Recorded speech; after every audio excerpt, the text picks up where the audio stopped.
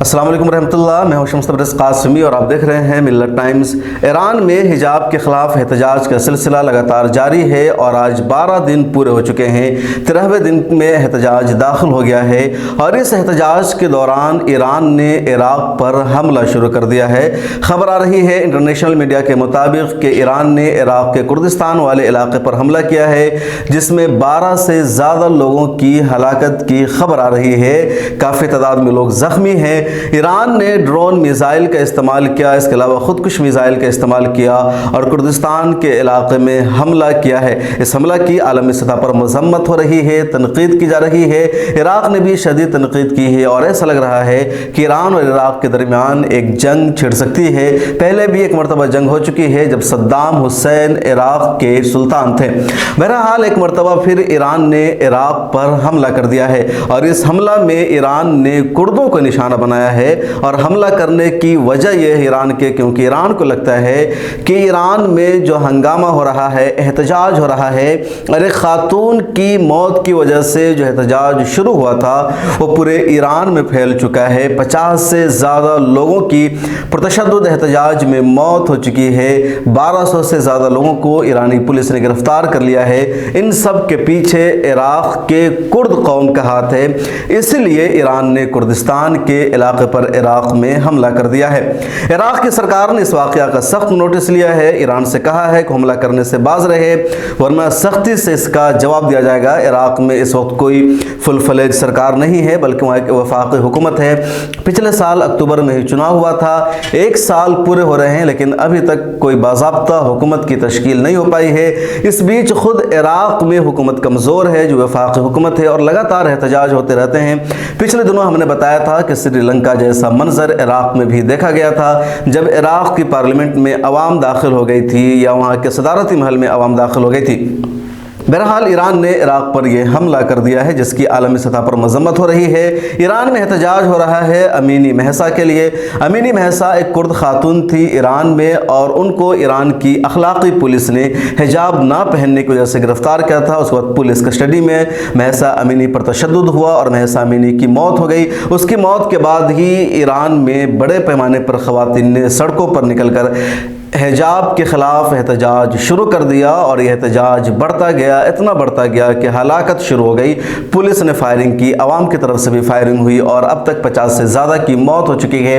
1200 سے زیادہ لوگوں کو پولیس نے گرفتار کیا ہے، بڑی تعداد میں لوگ زخمی ہیں۔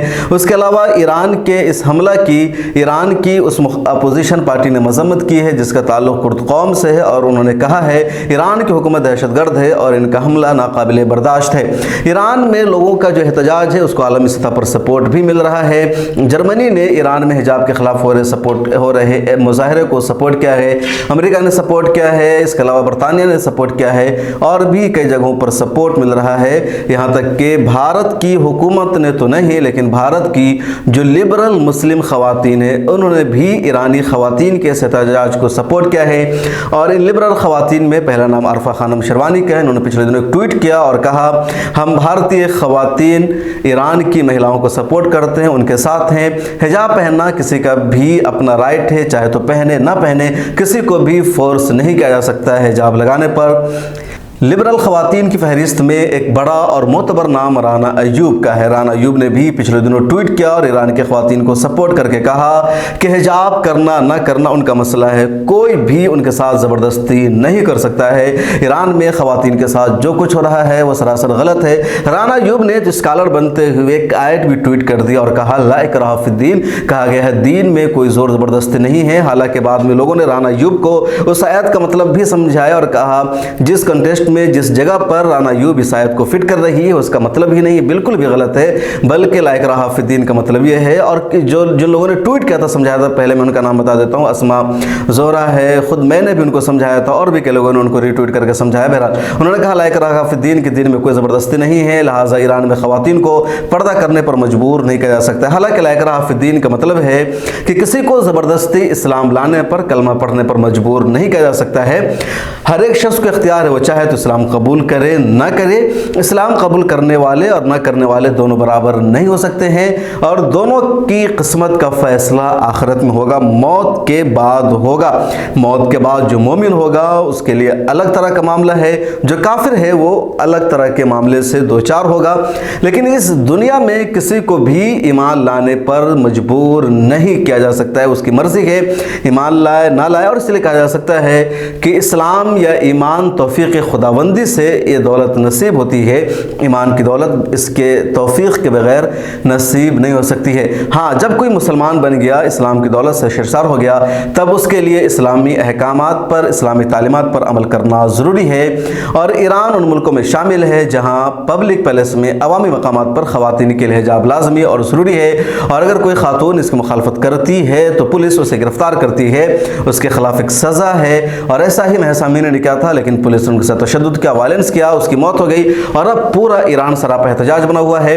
ईरान के सदर इब्राहिम रईसी ने इस पूरे वाक़े की मजम्मत की है, ईरान के अहले खाना से दुख का इज़हार किया है।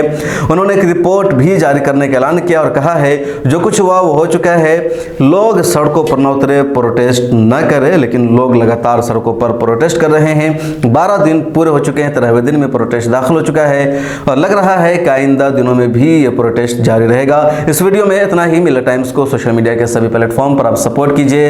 इसके अलावा डिस्क्रिप्शन में लिंक मौजूद है, आप हमारे पेड सब्सक्राइबर बनिए, सपोर्ट कीजिए। मिलत टाइम्स को आपकी ज़रूरत है, हमारी आप माली मदद करें।